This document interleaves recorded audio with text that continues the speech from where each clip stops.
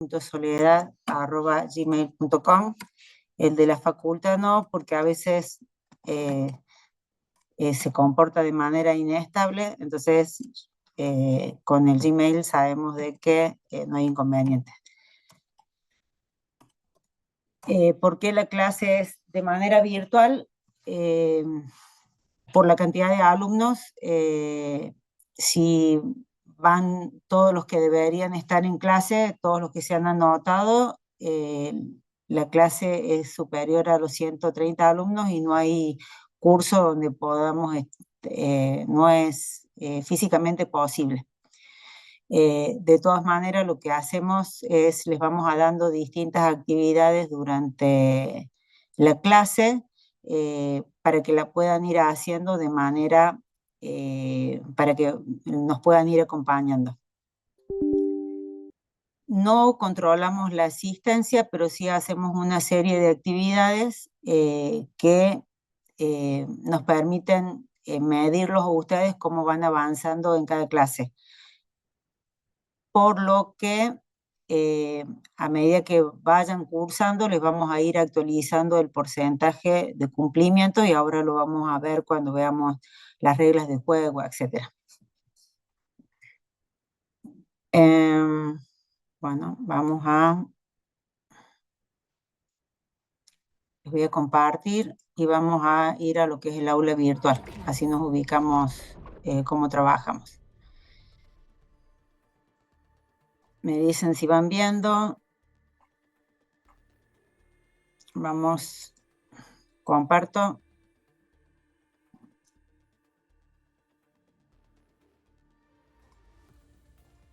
Bueno, acá pueden visualizar el aula virtual. Dentro del aula virtual, con la que vamos a trabajar en la segunda parte, es la que dice S2, que es un trimestre. Les voy a explicar al principio cómo nos... en la primera solapa, o en el inicio de la materia, van a ver que tenemos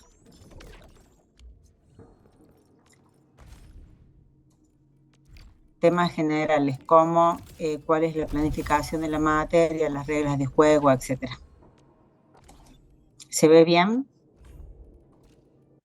Sí, profe. Sí, profe. ¿Se escucha bien? Bien, bueno. Entonces, en inicio ven que dice introducción. En general, esta explicación es para todo el cursado. Está distribuido el material por semanas. Van a ver que por cada semana tienen un PDF. Entonces acceden a la semana 1 y dentro de la semana 1 van a ver que tienen 2 PDFs. Este material, por esta vez, no es necesario, pero ya sí es recomendable tenerlo leído para la clase de mañana. Con todo el material de lo que vemos está contenido en el PDF. Adicionalmente a eso, generalmente en cada clase les damos una actividad para hacer, tanto la clase de los martes como la clase de los miércoles. Esa actividad en algunas clases es corta, entonces el tiempo para hacerla es durante el día. En otros momentos la actividad es un poquito más extensa, entonces se le da un poquito más de tiempo para realizarlo, como por ejemplo que la terminan el día viernes, estando día martes, que la terminan el día viernes. ¿Por qué aclaro esto? Porque si bien somos flexibles en cuanto a la presentación de esas actividades, lo que controlamos después es que esas actividades estén hechas.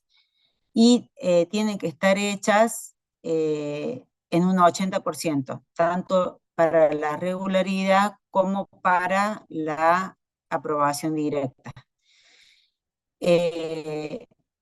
En el cuatrimestre pasado ya nos ha sucedido de que hay alumnos que cuando tenemos 2 parciales, cuando hacen los 2 parciales obtienen una buena nota en el parcial, pero al no haber cumplimentado, a lo mejor tienen 8 y 8 en cada uno de los parciales, pero al no haber cumplimentado con el 80% de las actividades, queda libre.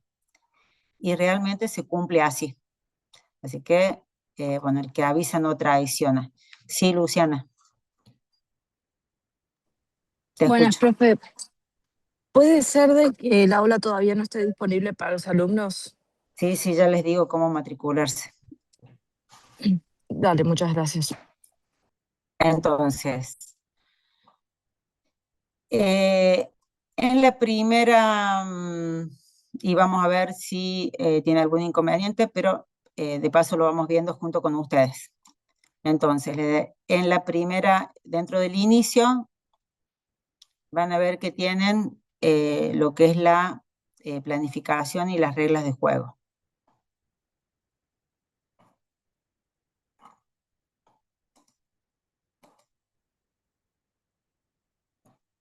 Tienen la planificación de la cátedra, los docentes que estamos en cada curso, el link para conectarse y los horarios de cada curso. En este cuatrimestre, segundo cuatrimestre, son 2 cursos, el 3K1A y el 3K6. Vamos a ver si se pueden eh, matricular. Entonces dentro de las reglas de juego, vamos a ver cuál es la clave de matriculación. Y de paso el documento que tiene un poco más resumido lo que es la planificación de la materia. Entonces,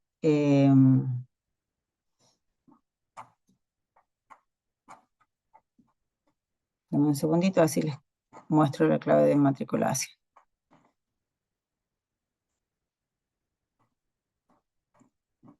Y repasamos las condiciones. Bueno, este es el curso 3K1A y es la clave de matriculación.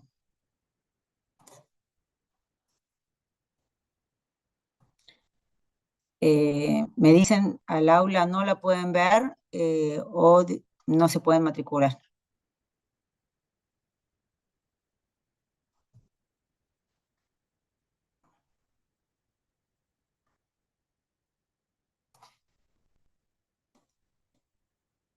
Voy a copiar.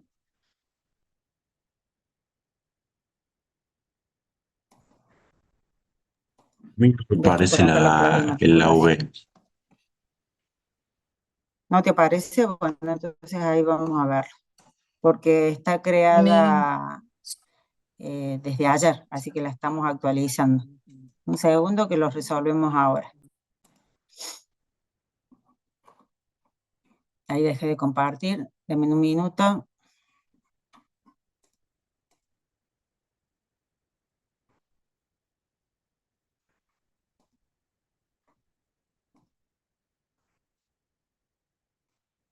Sí, está oculta, Sole. ¿Está oculta? Ahí lo Mm. cambiamos. Bueno,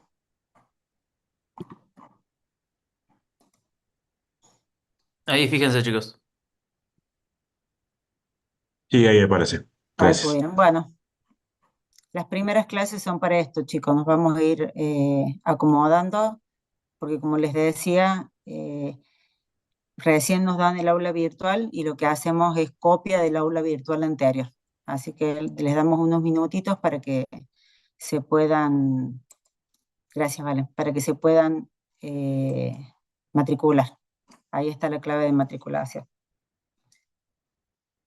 Puede haber algún alumno, como es la misma aula virtual, que no te permite automatricularse. Sí, dice que no está Ninguno. permitido la automatriculación. A ver, dame un segundo. Si no, vamos a avanzar sin automatricularse y les comparto el material y después lo resolvemos. Dame un segundo.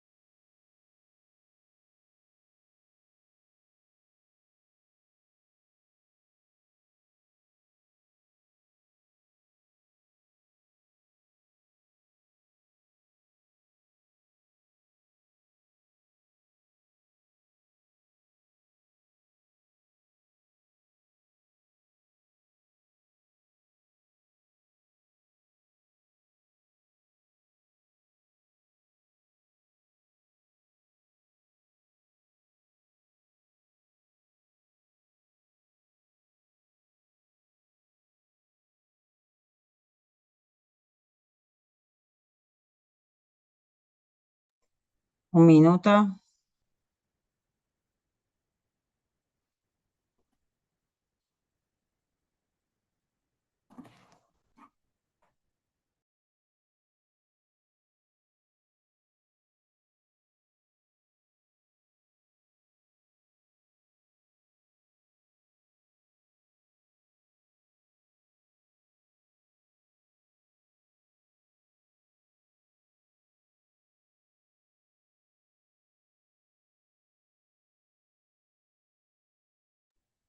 Ahí Sole creo que quedó.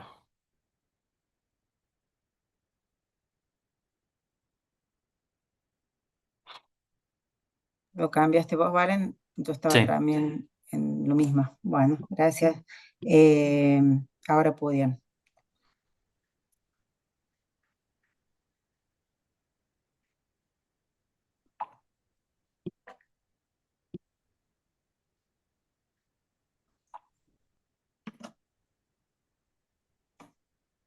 Bueno, pueden probar a automatricularse.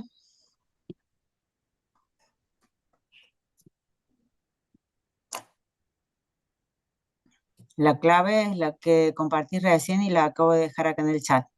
3K01A, numeral 2026. La vuelvo a dejar.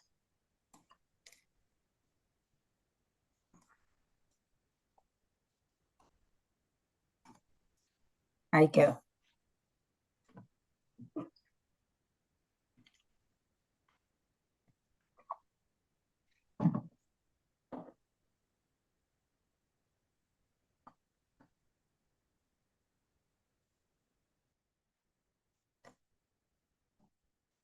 Ahí está. Clave de matrícula. Ahí la ven. 3K1. Bien.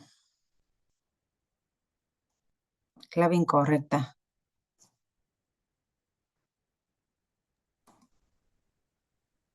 Sí, está incorrecto, profe. Bueno, ahí a ver, entramos a ver. Sí, creo que está configurada otra. Vamos a ver.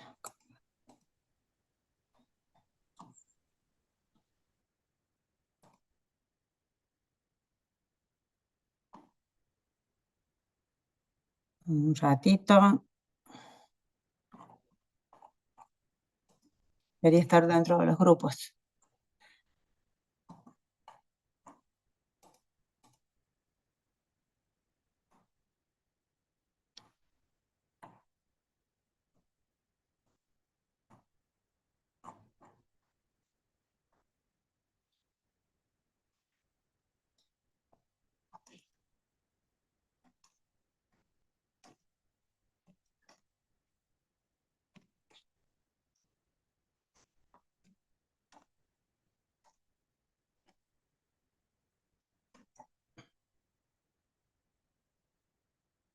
Es sin la A, creo, ¿no? Pasa que, espera un segundito, porque si, para que quede asociado en el curso y no se nos mezcle con el 3K1 del primer cuatrimestre. Pero creo que no hay un K1A. No, Acá bueno, creo a que en ver, segundo cuatrimestre usábamos el K1 normal, porque el... puede ser que haya quedado mal entonces en el documento. De paso lo actualizo. Bueno, probemos. Si queda entonces sin la A, decís, o Claro, sin sin el la A, cero. sin la A los agrega al grupo 3K10, es 3K01. Pero creo que Ujú. el año pasado lo hacíamos así porque los del K1 del primer cuatrimestre quedaban en el curso del primer cuatrimestre. Sí, solo que al copiarla, bueno, probemos así. En todo caso, después cambiamos el nombre Sí, del grupo. ujú, sí, sí, tal cual. Sin, sin la A funciona. Sin O la sea, A, puede. bueno, y actualizo el documento, entonces así ya nos queda para la próxima. Bueno, viene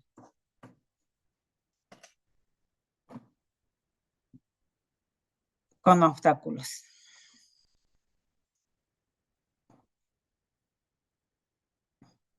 Entonces, clave de matriculación 3K1, numeral 2026. Ahora la cambio también en las reglas de juego y la subo bien.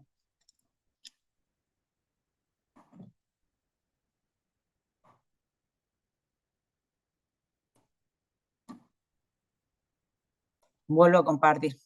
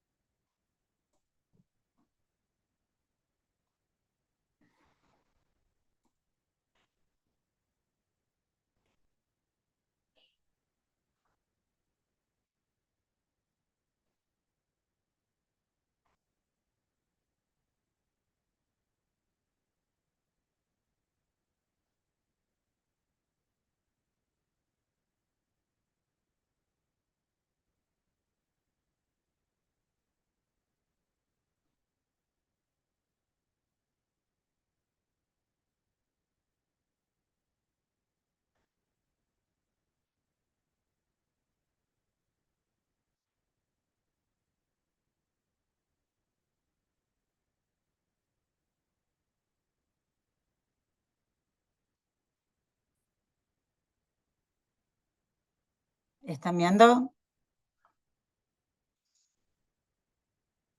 Sí, sí, Bien, vamos, entonces seguimos.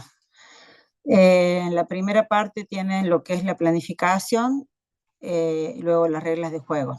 Dentro del documento de reglas de juego vamos a ver las condiciones.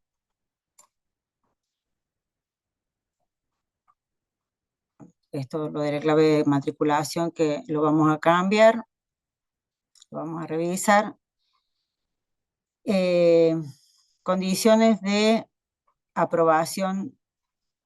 Vamos primero a la aprobación directa, que es en general lo que les interesa.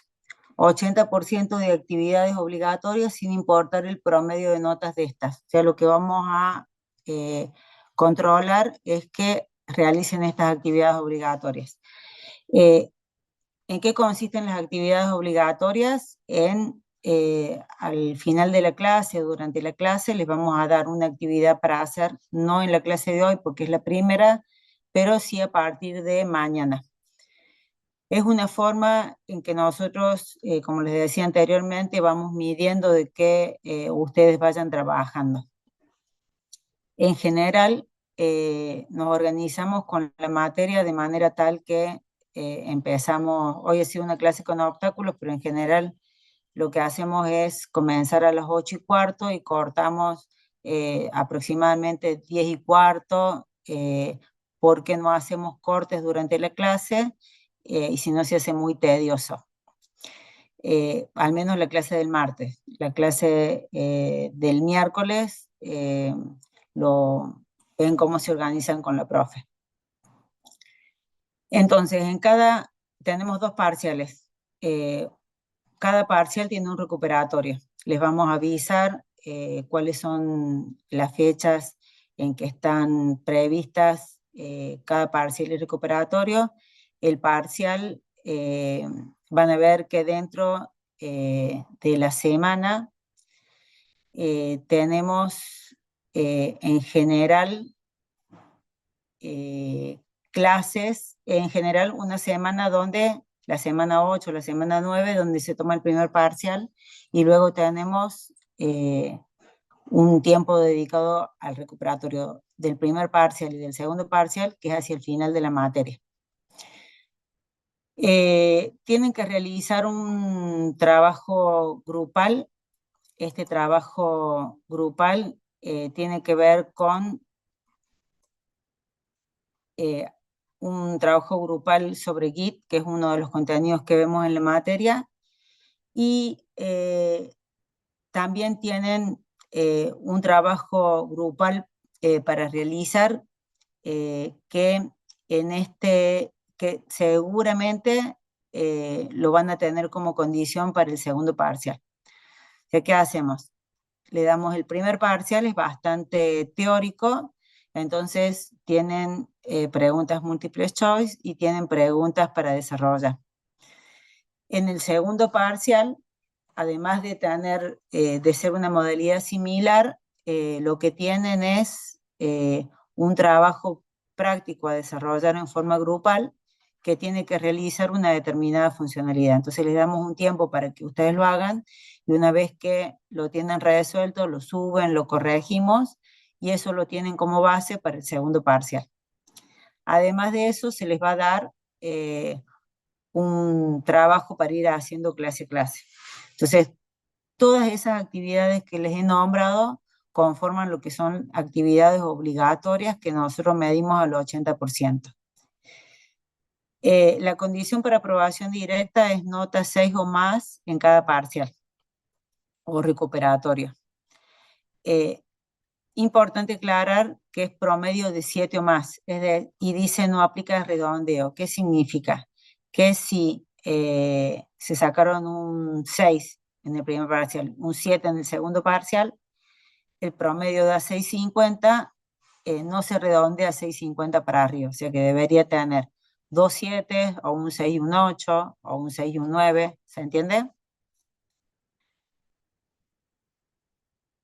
¿Preguntas hasta ahí? No, no, ninguno. Ninguna, bueno. En el caso de la condición de regularidad, son las mismas condiciones, solo que la nota es de 4 más en cada parcial o recuperatorio. El recuperatorio es del primer parcial o del segundo parcial, se toma el final y lo que se considera es, decimos, la mejor nota pisa la anterior. Es decir, que si en el parcial me saqué un 6, después voy al recuperatorio y me saqué un 5, dejamos la nota 6. Ahora, si me saqué un 6, voy al recuperatorio y obtengo un 7, dejamos el 7. ¿Está claro? Sí, profe. Bien, volvemos al aula virtual.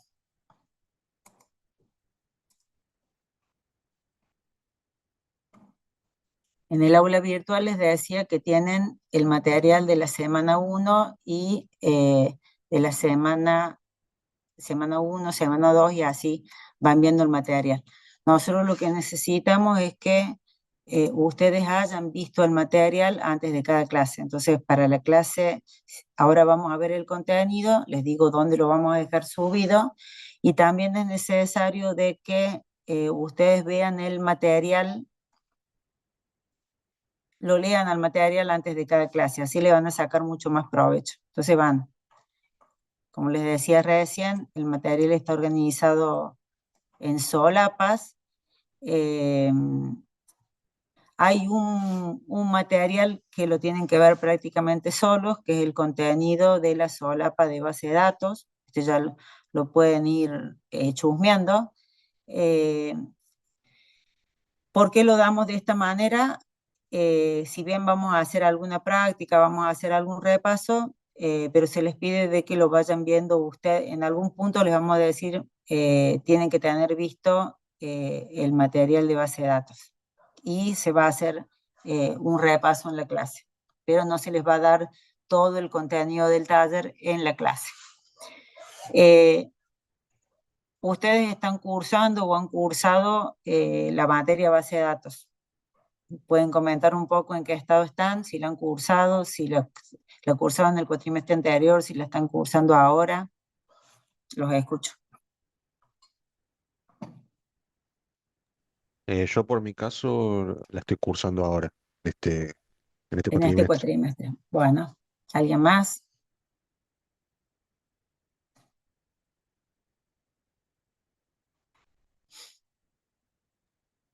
Yo también, profe, la estoy cursando por primera vez. Bien, varios la están cursando ahora. Bueno, esta es una de las razones por las que se hace el taller. Cuando se ideó esta materia es obligatoria y si dejamos que el curso de base de datos fuera condición para hacer esta materia, quizá se los iba a demorar. Por eso es que al final se decidió que se da un cierto apoyo y concentramos, repetimos algún material de lo que se ve en base de datos, pero lo adaptamos para lo que ustedes necesitan en el dictado de esta materia. Ustedes en base de datos, uno de los temas que ven es base de datos relacionales, van a trabajar con un motor que es el SQL Server o con MySQL, y acá vamos a trabajar con un motor que es más livianito, vamos a trabajar con SQLite, les vamos a mostrar cómo instalarlo, cómo ejecutarlo, cómo navegar en la base de datos, cómo insertar datos, seleccionarlos, modificarlos, etc. Y eso lo tienen explicado dentro de estos videos explicativos. Y además vamos a hacer un repaso. Dentro de volvemos a la organización por semanas, dentro de cada semana van a tener también cuestionarios. Estos cuestionarios están en esta solapa. En algún momento, creo que el año pasado y quizás años anteriores, teníamos un cuestionario por cada semana. Para que se ubiquen, el cuestionario lleva el nombre, generalmente, por ejemplo, esta es la semana 1, entonces el cuestionario 1 generalmente lo habilitamos la semana que viene. Antes estos cuestionarios los hacíamos son cuestionarios múltiples choice, antes los hacíamos obligatorios para resolver en clase, luego con la cantidad de alumnos y si lo hacemos virtual o si lo hacemos presencial, teníamos el inconveniente a veces de que si lo hacíamos presencial se saturaba la UV o tenían problemas para accederlo. Entonces al final, para ser más justos, dejamos estos cuestionarios. Y por otro lado, lo que ocurría era que cuando lo hacían virtual, lo respondían solamente con la IA. Y lo que queremos es no solamente que lo respondan, sino que entiendan. Entonces lo que hacemos es, en el cuatrimestre anterior, complementamos estos cuestionarios y tenemos cuestionarios, uno por cada tema, y los vamos habilitando también para base de datos, y los vamos habilitando a medida que vamos cursando. Entonces, tienen más de un intento, no son obligatorios, pero es una forma de ir validando si van aprendiendo. Y una buena práctica hacerlos, si bien la complejidad del parcial es mucho mayor que los cuestionarios, sirve como para más o menos medirse si voy entendiendo o no. ¿Estamos? ¿Preguntas hasta acá? No, no, ninguna. ¿No? Bueno, volvemos a las semanas. Como estamos en lo que es la introducción, tenemos semana 1 y dentro de semana 1 les decía que hay 2 PDFs. En el PDF tienen todo el contenido de lo que vemos en la materia, pero siempre el docente hace observaciones o da alguna práctica o hace comentarios que son útiles. Por eso es importante participar de la clase. E ir haciendo lo que se les pide. Por ejemplo, les indicamos tengan instalado tal software para la próxima clase, que lo hagan. Tengan visto tal material para la próxima clase, que lo hagan. En general, en materiales adicionales, les vamos a dejar una solapa donde tienen con lo que trabajamos en clase y les dejamos generalmente acá también la clase, en los casos en que hemos grabado la clase, les dejamos el material de la clase grabada y alguna actividad adicional para hacer. Entonces, ahora vamos a trabajar con este HTML, así que les pido que se lo descarguen, así lo pueden ir navegando desde su máquina o también lo pueden visualizar a medida que se los comparto. Me dicen si llegan a esta carpeta, si lo pudieron descargar. Dentro de los chats, alguno había comentado de que después de esta materia tiene otra materia. Esa es una de las razones también por la que la clase se extiende a lo sumo los días martes hasta las 10:15. ¿Algún comentario ahí relacionado? ¿Alguno tiene inconveniente con el horario?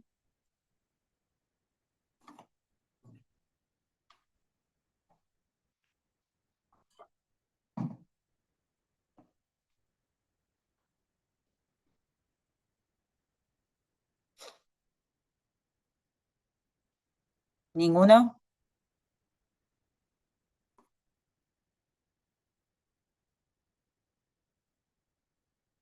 ¿Pudieron descargar el material, este archivo? Sí. Bien. Esta es una forma de ir navegando el contenido del PDF, pero haciéndolo de una manera que todos lo puedan acceder. Vamos a este contenido entonces.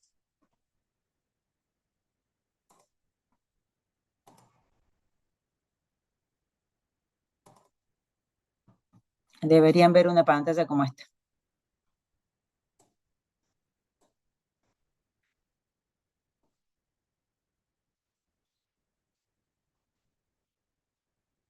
¿Se ven?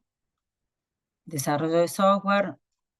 Los temas que vamos a ver hoy son JavaScript y Git. Bueno, en general, ¿saben de qué se trata la materia? Tratemos de hacerlo un poco más dinámico. Les voy a pedir que participen y que vayan comentando. ¿Alguno sabe de qué se trata la materia o qué esperan de la materia?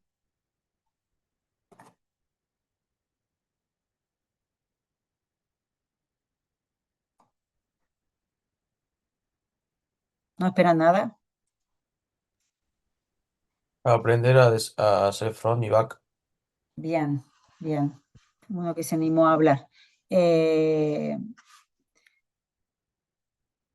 Esta materia se diseñó con el objetivo de que ustedes aprendan a hacer un desarrollo y a diferenciar entre lo que es el front y el back. Entonces, o a veces lo van a encontrar, en realidad en el contenido de esta materia lo van a encontrar como desarrollo completo o desarrollo full stack. ¿Qué ocurre? Cuando van a hacer la tesis o cuando van a hacer trabajos de otra materia, necesitan desarrollar, hacer algún programa que interactúe con una base de datos, y antes a esto lo tenían, lo lograban hacer en electivas que estaban en la segunda parte de tercer año, y en realidad se vio, y eran opcionales. Entonces lo que se vio es que era un contenido que sí o sí tenían que tener. Ha ido teniendo distintas evoluciones. Creo que hace 3 o 4 años que se da la materia, y lo que hemos ido haciendo ha sido eliminarles mucho material e irlo ajustando de acuerdo a cómo íbamos interactuando con los alumnos. Acá lo que tienen que tener en cuenta es que el contenido que les vamos a dar en las clases es un contenido como para empezar. Después ustedes tienen que profundizar. Si se les da una actividad para hacer, tienen que leer el material, tienen que profundizar. Podemos trabajar con IA, de hecho, también eso lo vamos regulando a medida que va evolucionando. En algunos casos les vamos a ir mostrando cómo podemos resolver algún ejemplo o algún desarrollo con IA. Lo indispensable es que ustedes entiendan qué es lo que están haciendo. ¿Por qué? Porque en el día a día de hoy, en cualquier empresa donde hagamos un desarrollo, no solamente vamos a tener que desarrollar, sino que muchas veces vamos a tener que entender lo que está desarrollado.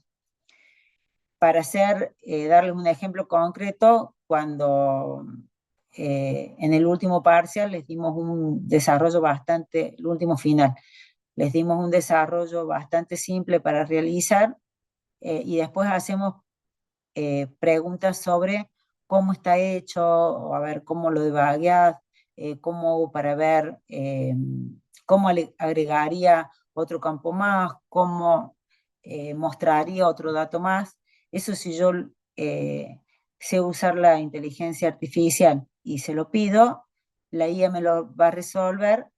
Lo que yo tengo que saber es entender por qué lo hizo de una manera y no de otra. A veces resuelve, pero resuelve la IA en el contexto de lo que yo le pedí. Sabemos que si ya han utilizado inteligencia artificial para otras materias y pueden contar la experiencia, que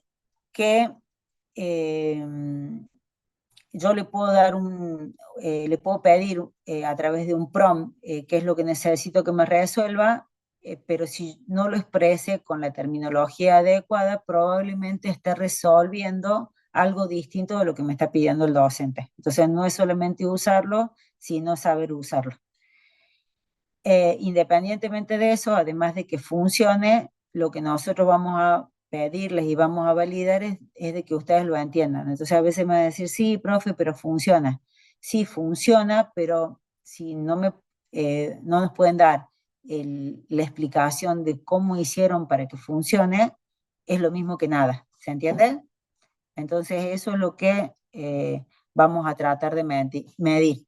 Se nos van a escapar casos, seguro, porque son muy bichos para hacer trampa con algunas cosas, los alumnos, otros no. Bueno, de ahí es la importancia de lo que cada uno quiere ser como profesional. Si quiere pasar las materias por pasar y aprobar, o si quiere aprender. ¿Estamos? ¿Se entiende?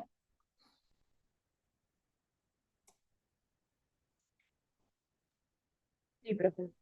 Bien, entonces vamos a trabajar, uno de los temas que vamos a ir viendo a lo largo de la materia es que nosotros vamos a trabajar con el concepto de cliente, de front-end, back-end, de datos y de herramientas que son transversales. ¿Por qué decimos de herramientas transversales? Porque no solamente vamos a trabajar con una herramienta para desarrollar, sino que tenemos que ir viendo otras herramientas que nos permitan ir midiendo o evaluar si va funcionando el código que vamos desarrollando. Voy a dejar de compartir para compartir la pantalla completa y les voy a mostrar un ejemplo.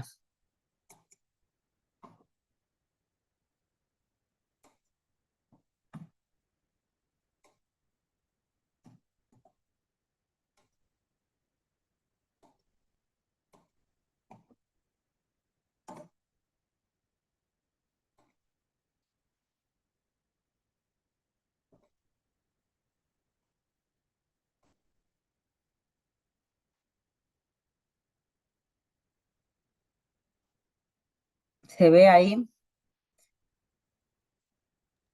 Sí, se ve, se ve.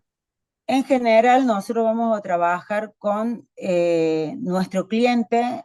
Cuando hablamos de cliente, vamos a trabajar, nos vamos a referir a la interfaz con la que nosotros mostramos o interactuamos con la aplicación. Entonces, recién hablamos de un front y un back. Vamos a trabajar y un poco de qué son estas herramientas transversales. Por ejemplo, lo que tenemos acá al frente es la herramienta Visual Code. Entonces vamos a la página de Visual Code y la descargamos. Vamos a trabajar con esto para que ya lo tengan para la próxima clase, para la clase de mañana. Prerequisito tener instalado el Visual Code. Vamos a trabajar con JavaScript, entonces vamos a necesitar instalado Node.js. Entonces vamos a ir también a la página de Node.js, vamos a descargar la última versión y lo vamos a instalar. Eso también está dentro del material, dentro de los PDF. En general, los proyectos nuestros van a ser carpetas. Estas carpetas pueden ser puedo tener dentro del proyecto junto al backend y el frontend, o puedo tener un proyecto que sea el frontend y otro proyecto que sea el backend. Entonces, vamos a ver, en este caso tenemos el backend con una serie de archivos. Después, a medida que vayamos avanzando, vamos a ir mezclando un poco de backend y un poco de frontend. Vamos a ver que el frontend, por ejemplo, en función de cómo vayamos trabajando y vayamos evolucionando, lo vamos a ir modificando, pero que tiene una estructura recomendada para que sea el código más fácil de mantener y de implementar. Entonces, vamos a ver también que hay archivos específicos que tienen una nomenclatura particular y que significan determinadas cosas. Ven que dentro de los archivos todos tienen distintas extensiones, entonces vamos a ir viendo por qué tienen esa extensión, para qué sirve, para qué se usa, etc. La forma en este caso, tenemos tanto el front como el back. En los dos casos utilizan Node.js. Ya vamos a hoy les voy a mostrar, les voy a mostrar o mencionar varios conceptos que después, a medida que va transitando la materia, los vamos a ir desglosando. La forma de ejecutar estos proyectos, vamos a ver que es bastante simple. Trabajamos con terminales, entonces, si bien el proyecto está en dos carpetas dentro de una carpeta madre, para trabajar con cada proyecto vamos a trabajar con terminales. Entonces, una terminal para un proyecto, otra terminal para otro proyecto. Entonces vamos a tener, si yo me voy al backend, tengo una terminal para el backend y puedo, en este caso ya lo he levantado al backend y me dice que tiene una API escuchando en esta dirección. Entonces vamos a entender también qué es HTTP, qué es HTTPS, cuál es la estructura y cómo puede estar funcionando en un puerto, en otro, y cómo hago para que se comuniquen las aplicaciones entre sí, pero todo de a poco. Entonces, en este caso, copio la dirección y voy a un browser o un cliente y la puedo visualizar, la puedo ejecutar y puedo ver cómo funciona.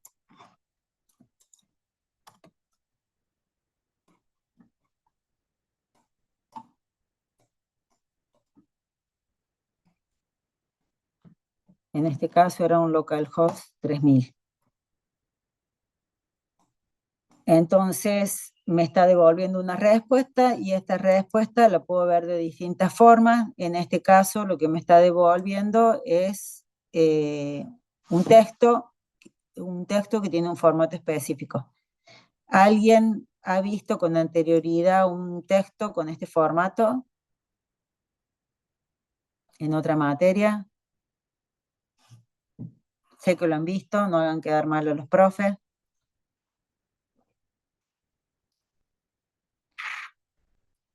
¿Ninguno lo ha visto? Bueno, esta estructura, a ver si alguien correspondió. Sí, yo no. Bueno, ¿quién? A ver, a estos mensajes no son últimos. ¿Alguien se anima a hablar? Por lo menos de decir no lo vi, sí lo vi.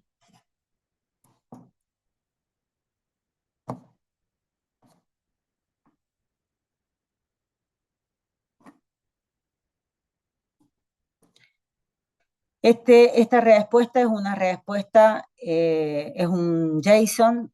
Fíjense que en la estructura empieza con una llave, termina con una llave, y la estructura tiene atributo valor, atributo mensaje, valor API red de artículos, atributo endpoints y luego de los dos puntos tiene el contenido, el valor de endpoints, y el valor de endpoints en el primer caso, mensaje, es una string, y en el segundo caso, que es, empieza con corchetes y termina con corchetes.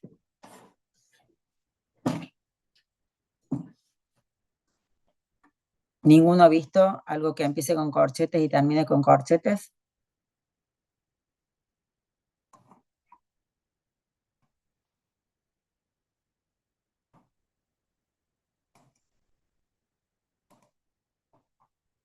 Una lista.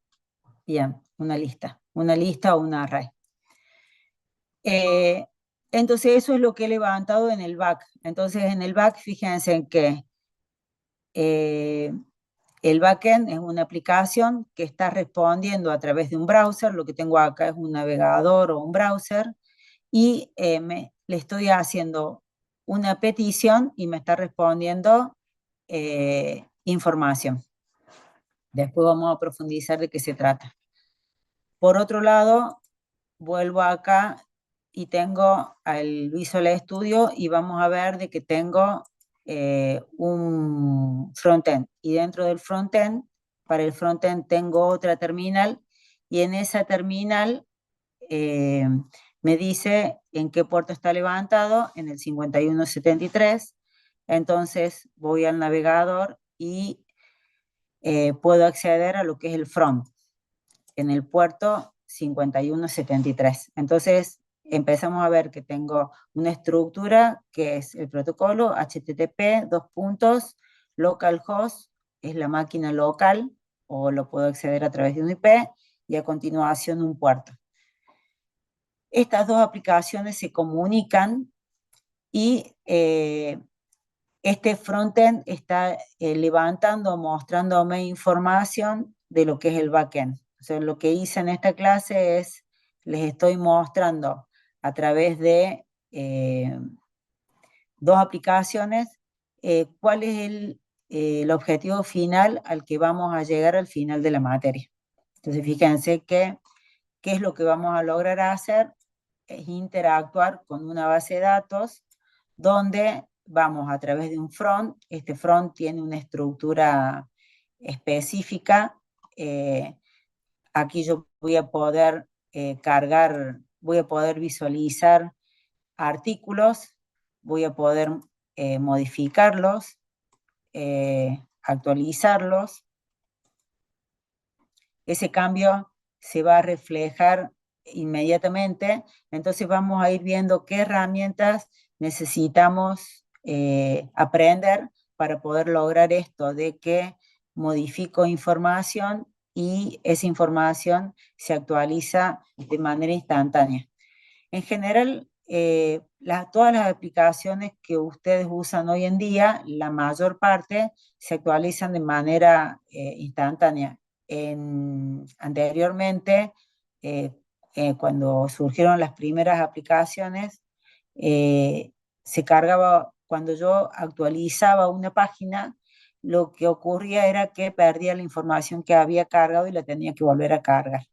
Al ir evolucionando los lenguajes de programación y evolucionar el mercado informático notablemente, esta información yo la puedo ir actualizando sin volver a recargar la página. Y eso es lo que vamos a ir aprendiendo con el contenido de la materia. ¿Dudas hasta acá?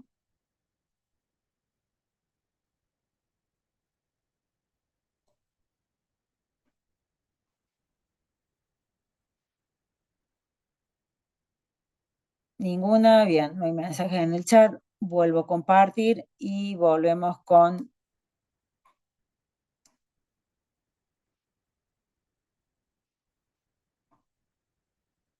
el contenido que estábamos viendo a nivel de el HTML. Volvemos al archivo HTML. Un segundo que les vuelvo a compartir.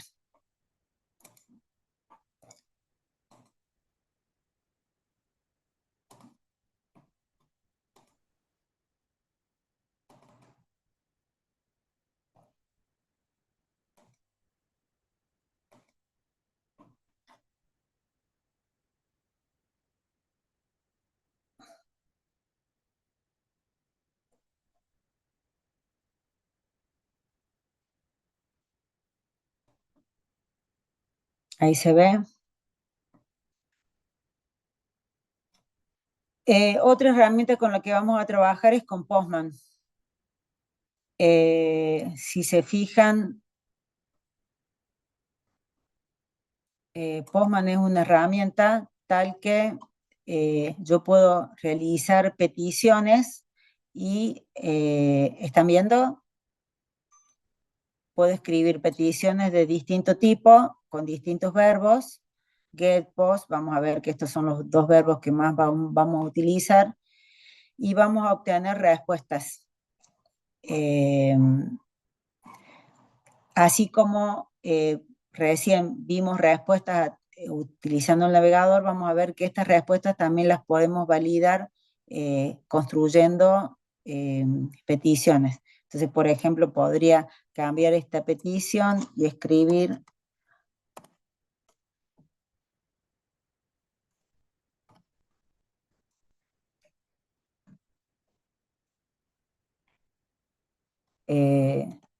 la dirección de la URL que quiero acceder y enviar la petición.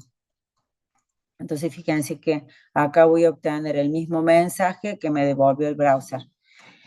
En general, en toda la materia, nosotros vamos a trabajar con intercambio de mensajes entre aplicaciones. Entonces, primero vamos a construir una aplicación que es el back, luego vamos a construir el front. A veces vamos a volver de nuevo, vamos a avanzar un poco más en el front, vamos a volver al back y así, pero tenemos que ir viendo, es muy importante trabajar con estas herramientas para ir viendo si está funcionando o no.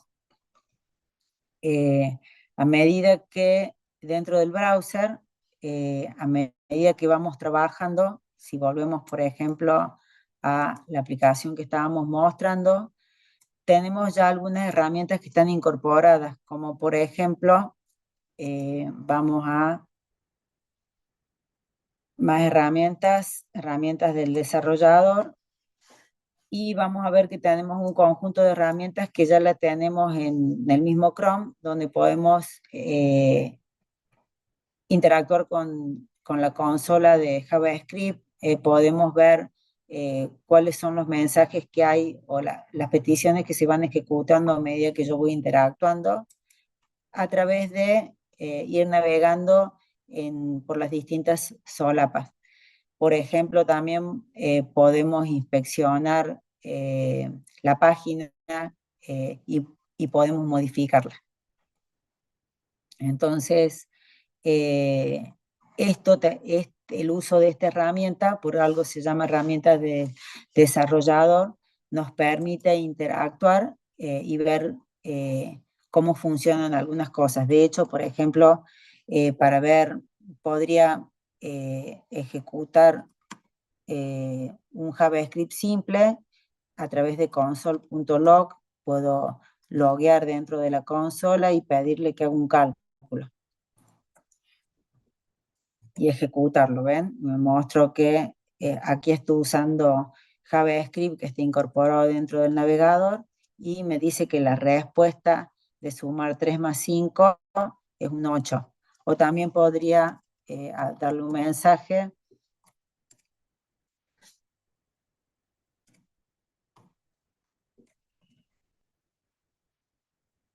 que sea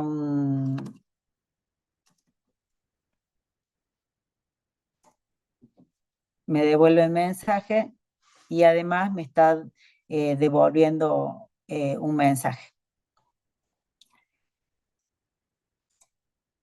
¿Hasta acá se entiende? ¿Dudas, preguntas?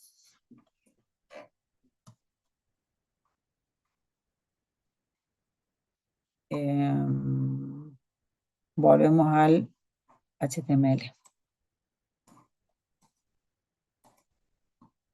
Me quedo acá.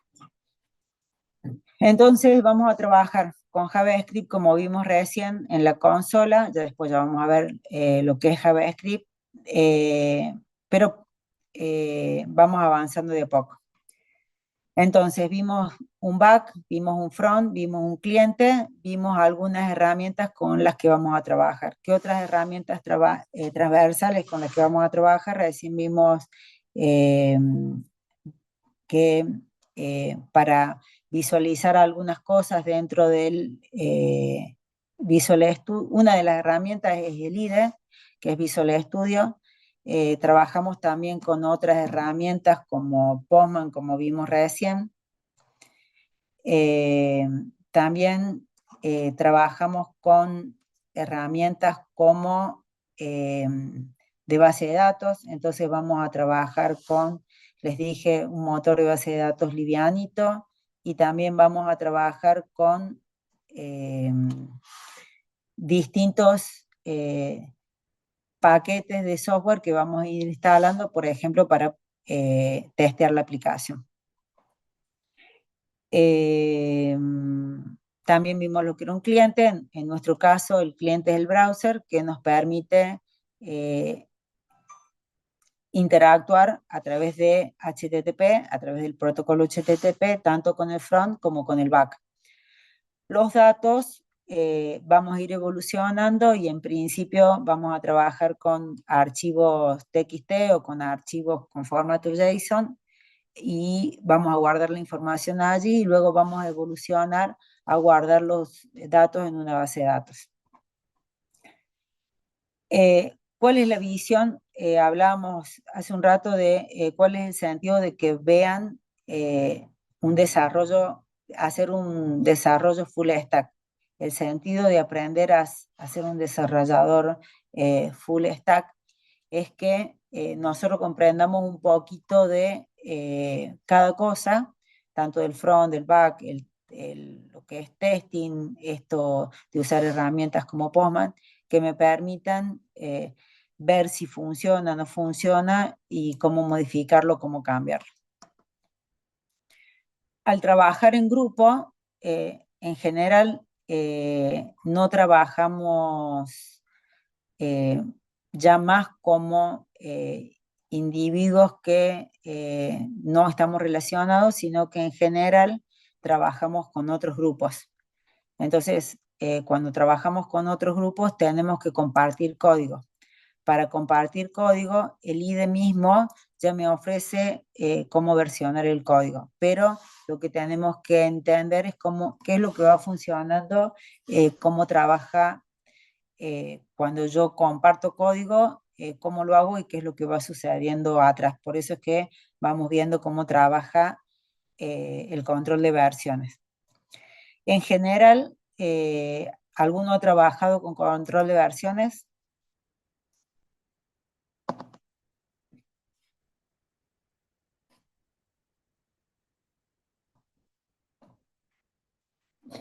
Sí, bien, con GitHub. Bien, ¿para qué lo han utilizado? ¿Se animan a contar? Así no hablo yo sola. Para armar mi portafolio, muy bien. De hecho, en clase vamos a armar un portafolio. Hoy no nos va a dar el tiempo, pero sí vamos a comentar un poco de qué se trata. Dentro del aula virtual también tenemos una estructura donde les indicamos cómo tiene que ser el portafolio. El portafolio es un requisito también de la materia. Nosotros vamos a armar un portafolio donde vamos a ir subiendo todo lo que trabajamos en clase. Hoy en día, en vez de algunos profesionales, en vez de tener un currículum actualizado, si bien se tiene un currículum actualizado con 2 o 3 líneas, suele tener un portafolio con sus desarrollos. Entonces, por eso es que quizás algunos de ustedes ya lo tienen, y es una forma de compartir y de decir, esto es lo que yo sé hacer. Entonces, tengo en un portafolio que es una carpeta que está en la nube, a la que yo le doy acceso a todo el mundo, o le doy acceso solamente a determinados usuarios. Nosotros tenemos dentro de la materia, vamos a trabajar con GitLab, y Vamos a contar con repositorios que son grupales y con repositorios que son individuales. Entonces, así como les vamos a pedir que hagan actividades clase a clase, también les vamos a pedir que esas actividades estén subidas a un repositorio.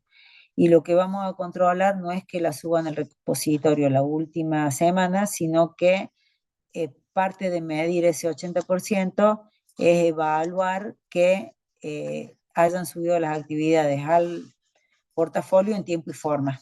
Es decir, que si damos una actividad para hacer esta semana, a lo sumo la haya subido durante esta semana y no a fines de noviembre, o que la haya subido en octubre o en septiembre. ¿Se entiende? Eso tiene que quedar claro, porque luego hay herramientas con las que nosotros navegamos el portafolio de ustedes y vamos midiéndolo cómo van trabajando, para que luego no haya sorpresas. ¿Con qué comandos trabajamos para subir información al repositorio? Clonar para para copiarme un repositorio, y otros comandos para interactuar con él. ¿Cuál es la idea del repositorio?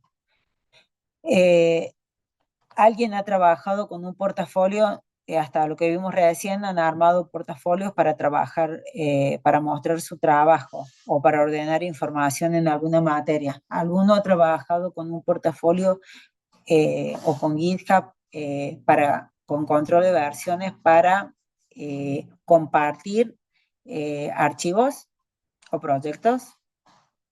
Es decir, para trabajar más de uno en el mismo. Bien.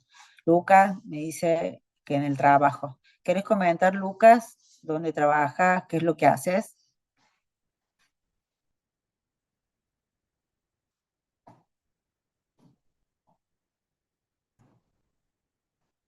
¿Trabajas haciendo desarrollo?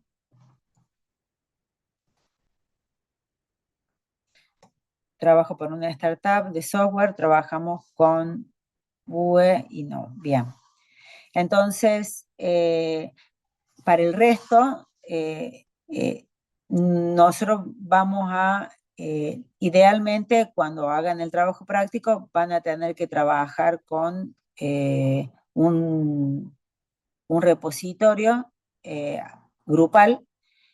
También tenemos un trabajo práctico que es obligatorio, que se va a entregar ahora en agosto. Ya le vamos una vez que terminemos de acomodar el aula virtual, se lo vamos a compartir.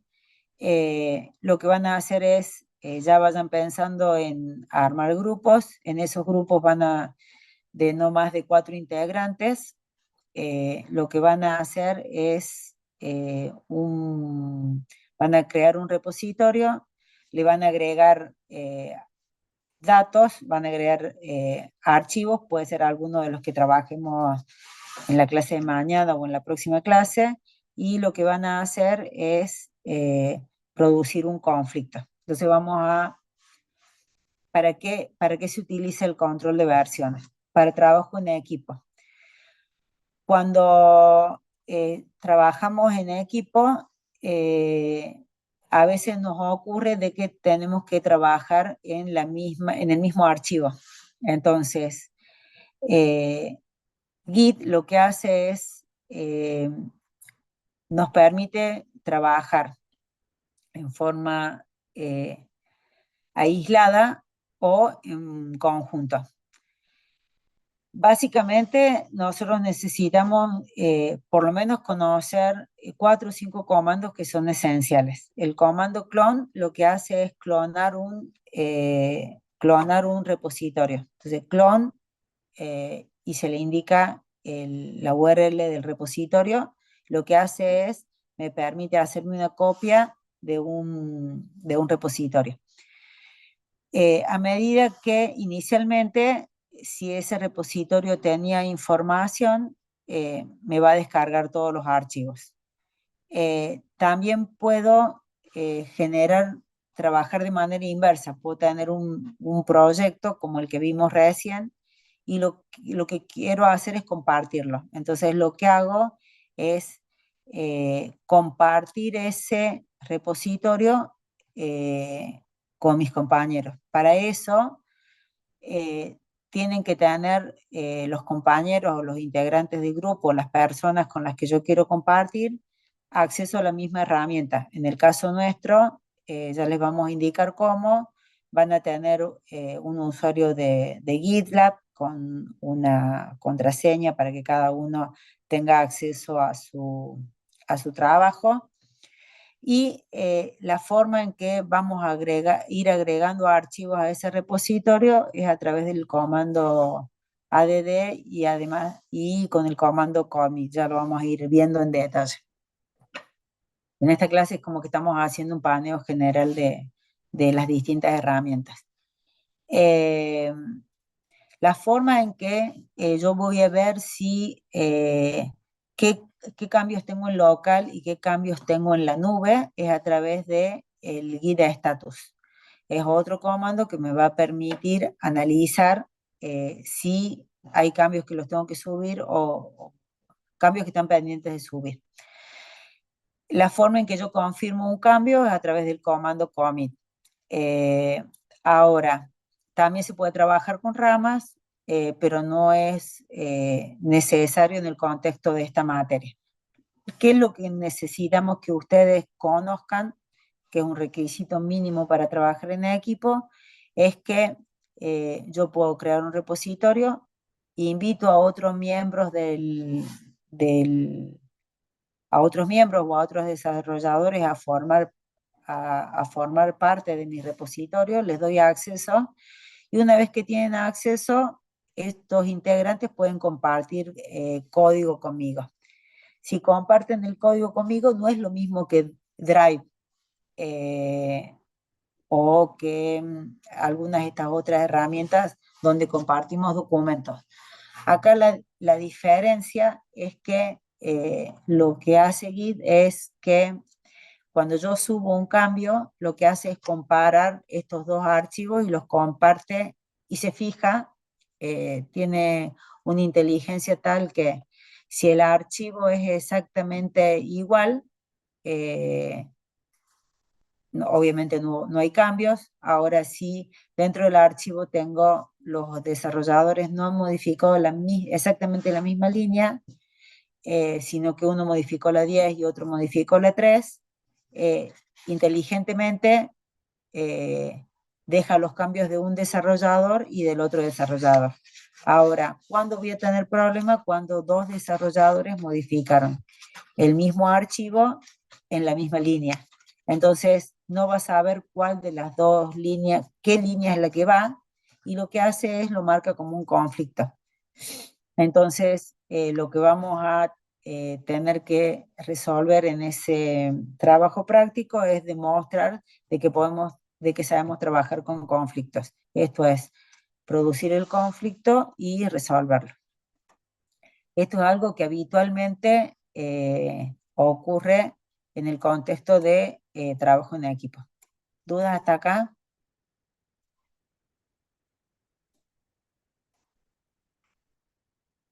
¿No?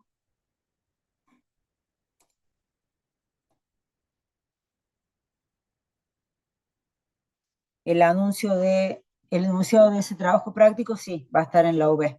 Primero vamos a aprovechar las clases de esta semana para que creen su portafolio y ver los primeros comandos. Probablemente lo veamos entre la clase de mañana y la clase del martes que viene, hagamos un trabajo práctico donde interactuemos con Git. Y avanzamos. Bueno, entonces vimos que tenemos un cliente, un frontend, un backend y que tenemos datos. En general, lo que buscamos es que no se aprendan las cosas de memoria, sino que entiendan el por qué estamos haciendo cada cosa. También vamos a hablar de que hay un stack o pilas de tecnologías. En general, van a ver de que hay distintas pilas de tecnologías, es una agrupación de tecnologías para hacer distintas cosas. Alguno habrá escuchado hablar de LAMP, que es Linux, Apache, MySQL y PHP. Es una combinación muy usada para hacer programación web. MERD, que es MongoDB, que es un tipo de base de datos, Express, React y Node.js. Nosotros vamos a utilizar Express, vamos a utilizar React, vamos a utilizar Node.js, solo que en lugar de una base de datos MongoDB, vamos a utilizar una base de datos relacional SQLite. ¿Por qué trabajamos con un stack y no con otro? Parte de por ejemplo, en nuestro caso, tuvimos que analizar qué tecnología trabajar. Se decidió en conjunto todos los profes entre trabajar con Angular y con React, y al final nos fuimos por el lado de React, y por eso es que trabajamos con Node.js para trabajar con JavaScript tanto en el front como en el back, y de esa manera tener una curva de aprendizaje más rápida, y algo que es estándar y que sabemos que se usa mucho en el mercado. ¿Qué responsabilidad tiene cada uno? El cliente es el que se encarga de conectarse con la aplicación. Nosotros en general vamos a trabajar con un navegador o un browser, cualquier browser que tengan disponible. El frontend es el que nos permite trabajar con es el que nos define el punto de entrada o la forma en que el usuario interactúa. Por ejemplo, cuando ustedes entran a la autogestión, ¿cuál sería el frontend de ustedes? Entendiendo que es el que tiene el estilo visual, o sea, puede tener CSS, HTML, ya vamos a ver de qué se trata, pero en definitiva es una interfaz que no sea que sea como la que vimos recién, donde tenemos distintos colores para los botones, distintos colores para las letras, distinto tamaño y diferenciamos entre un encabezado, un pie de página, etc. Cuando ustedes entran a la autogestión, ingresan ya de por sí la página, la autogestión es un frontend, y lo que está atrás son los datos. Los datos es una base de datos relacional también, donde ustedes tienen una estructura de carreras, estudiantes que pueden estar inscritos en más de una carrera, que pueden estar inscritos en más de una materia, y toda esa información se tiene que persistir y guardar, y se guarda en tabla relacional. Y el backend, que es el que tiene las reglas de negocio que nos permiten a nosotros interactuar con esta base de datos. Entonces, en las capas tenemos el frontend arriba, el backend al medio y los datos abajo. Y transversalmente hay hay elementos que utilizamos. Por ejemplo, vimos recién que el cliente nos permite conectarnos con la aplicación, pero también lo vamos a utilizar nosotros como herramienta de desarrollo para inspeccionar el código, para debuguearlo, para modificar algunos datos. Ya vamos a ver que también podemos modificar datos dentro del HTML. Entonces, ¿qué herramientas transversales? Tenemos este repositorio, tenemos herramientas para realizar pruebas, tenemos un ambiente integrado de desarrollo como es el Visual Code que vimos recién, e inclusive dentro de la herramienta Visual Code nosotros podemos, a través de archivos de configuración, hacer que algunas cosas se desplieguen de manera automática, o podemos tener entornos donde en general, para el compañero que dijo Lucas, yo en el trabajo en una startup, en general no trabajamos en ambiente, nosotros siempre vamos a trabajar en desarrollo y vamos a probar en desarrollo porque no tenemos ambientes, pero lo lógico es que yo hago un desarrollo y pueda decir si me conecto a una base de datos que está en desarrollo, en testing o en producción. O sea, puedo desarrollar y probar mientras esté en lo que se llama ambientes bajos. Algunas empresas tienen lo que se llama, es el ambiente de QA, que es un ambiente donde prácticamente los usuarios no pueden hacer cambios, y luego tienen el ambiente de, entonces puedo hacer cambios en desarrollo y testing, y no en QA, que es el ambiente anterior a producción y donde debería estar mucho más controlado. Bueno, vamos a trabajar a lo largo de toda la materia con JavaScript. Vamos a trabajar con, ¿por qué trabajamos con JavaScript? Fue una decisión de la cátedra. La idea es poder trabajar con JavaScript tanto en el frontend como en el backend. Recién vimos de que yo entré a un browser, en el browser escribir console log, y tenía un intérprete que me podía, valga la redundancia, interpretar ese código y devolverme una respuesta. Le puse 3 más 5 y me devolvió 8. Ese mismo significa que vamos a utilizar el mismo lenguaje tanto para el backend como para el frontend. La ventaja, donde tenemos JavaScript en el backend, a través del uso de Node.js.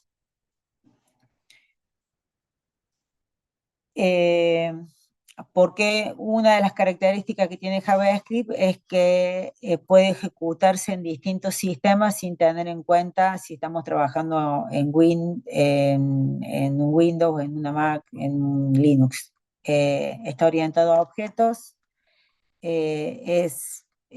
nos permite toda la interacción que tenemos en el browser, o sea, la forma en que yo en general en el browser puedo interactuar con el usuario es a través de eventos. Entonces, a través de JavaScript yo puedo generar funciones, puedo capturar eventos y como respuesta a esos eventos hacer que se ejecute determinada cosa. Por ejemplo, cuando aprieto un botón, cuando termino de completar un campo, cuando me muevo desde una ubicación a otra dentro de la página web. Lo mismo, las aplicaciones web, las aplicaciones mobile es todo otro mundo, pero en general las aplicaciones mobile lo que hacen es, trabajan también con un browser predeterminado, y entonces lo que están ejecutando también es en ese browser JavaScript. Bueno, entonces por ahí ¿alguno ha cursado alguna materia o utilizado Java en otra materia? ¿Conoce Java? Hay también una electiva opcional sobre backend que es de Java. ¿No? ¿Nadie? En backend, bien. Acá una compañera, Juan, dice que lo ha visto en backend. Bueno, era solamente para desmitificar. En DCI alguno lo ha utilizado. Bueno, en general, nosotros no vemos Java, vamos a ver solamente JavaScript. Como son muchos conceptos, seguramente mañana comenzamos con lo que es JavaScript. Yo quiero que se queden con la diferencia de que el nombre es parecido, pero por ahora nada que ver uno con otro. Uno es orientado a objetos o funcional, en el caso de JavaScript, mientras que en el caso de Java está orientado a objetos basados en clases. Nosotros en JavaScript no vamos a trabajar con clases.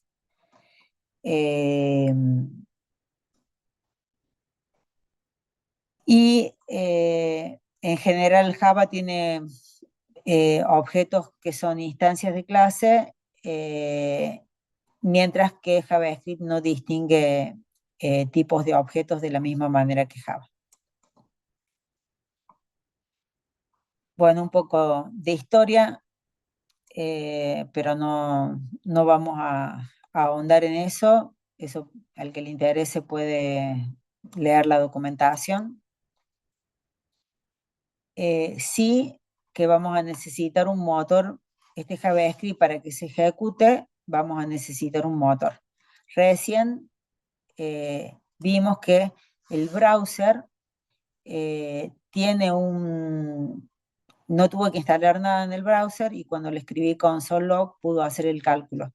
Esto es porque dentro del navegador ya tenemos un intérprete embebido.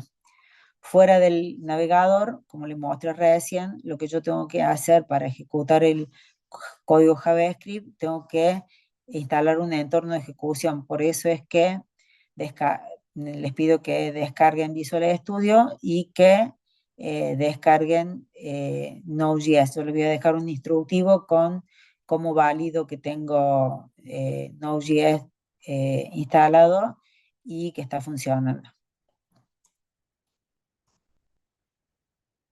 ¿Qué cosas puedo hacer con JavaScript en el navegador? Puedo modificar la página HTML. Por ejemplo,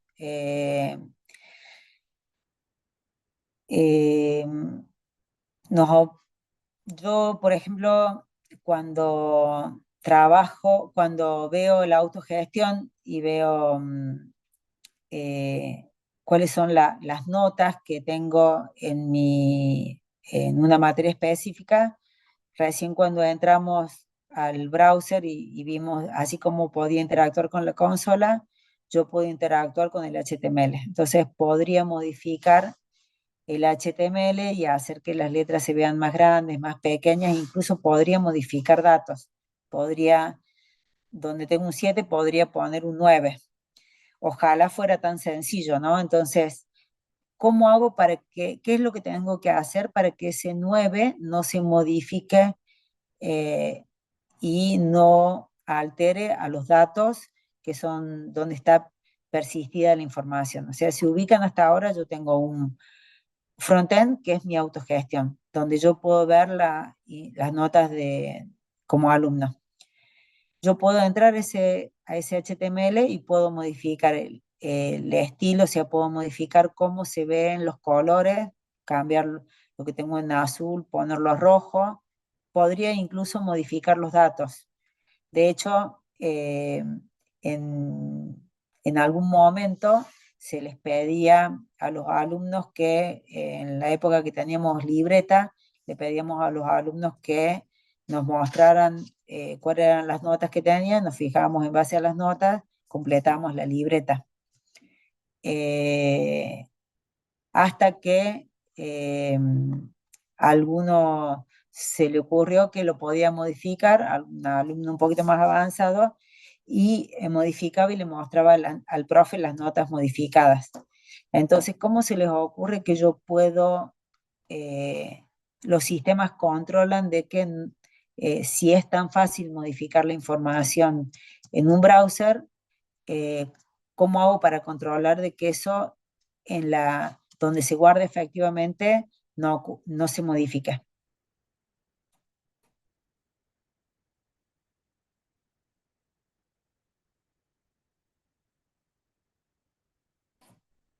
¿A alguno se le ocurre? Bueno, en general vamos a ver que yo, al poder ejecutar JavaScript en el navegador, yo puedo hacer muchas cosas. Entonces lo que tengo y al poder modificar el HTML, lo que tengo que hacer es controlar qué es lo que puedo hacer en el front, y también tengo que controlar qué es lo que puedo hacer en el back. El back recién vimos que es el que tiene las reglas de negocio y es el que va a permitir que cambios que yo haga en el frontend se efectivicen o no en el back. ¿Qué otras cosas puedo hacer con JavaScript en el navegador? A medida que yo hago clics a medida que yo voy interactuando. Recién veíamos, cuando vimos la aplicación donde veíamos los artículos, vieron de que yo modifiqué el precio del artículo y ese dato se persistió. Significa de que recargó automáticamente en la página y yo pude ver que el precio había cambiado. Entonces lo que está haciendo es, con JavaScript, está respondiendo a los movimientos del usuario, donde yo lo que hice fue apreté el botón de editar, cambié el precio y el precio quedó modificado. Estos datos a veces están en el mismo servidor, a veces están en otro servidor. Entonces, JavaScript también me permite enviar solicitudes a distintos servidores que pueden estar locales o remotos. Cuando yo hago referencia a localhost 2.3000, estoy accediendo a mi máquina local, pero bien podría acceder a una IP pública o a un DNS, ya vamos a ver qué es cada cosa, y me comunico y modifico en un servidor que no está en mi compu, sino que está en otro lugar. ¿Qué cosas no puedo? Así como puedo hacer cosas, hay cosas que no puedo hacer, como no puedo abrir archivos arbitrariamente o ejecutarlos arbitrariamente. ¿Cuál es la razón de eso? Es que si yo pudiera hacerlo arbitrariamente, podría poner archivos en un lugar incorrecto, ejecutar virus, etc. Por eso es que requiere una acción explícita del usuario. Por ejemplo, cuando yo hago una descarga, a veces me indica que el contenido puede ser malicioso y necesita una acción explícita del usuario final. También nos controla el acceso entre ventanas o para algunas acciones tengo que darle permiso al usuario. El usuario tiene que dar permiso explícito, por ejemplo, para acceder a una cámara, para acceder a un micrófono, etc. Bueno, preguntas hasta acá.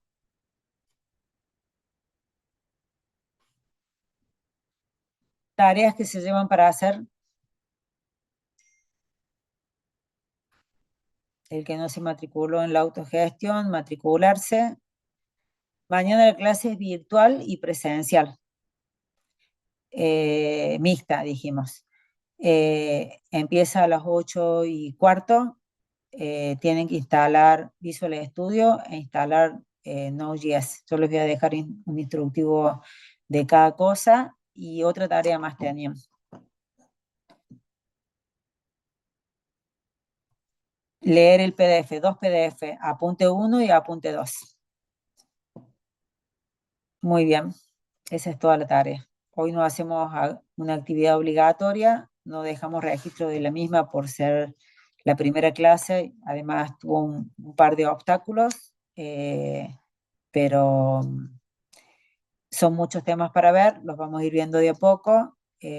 Requiere, además de participar de la clase, que ustedes vayan haciendo las tareas que le vayamos dando y que también tengan una pizca de querer aprender un poco más y le dediquen tiempito. Yo les digo horas traste, es una materia que requiere horas traste. Bueno, conmigo nos vemos la próxima, y con Valen nos vemos la próxima clase el martes que viene. Nos vemos. Muchas gracias. Nos vemos, profe. Chao, profe, Chao, gracias. chao.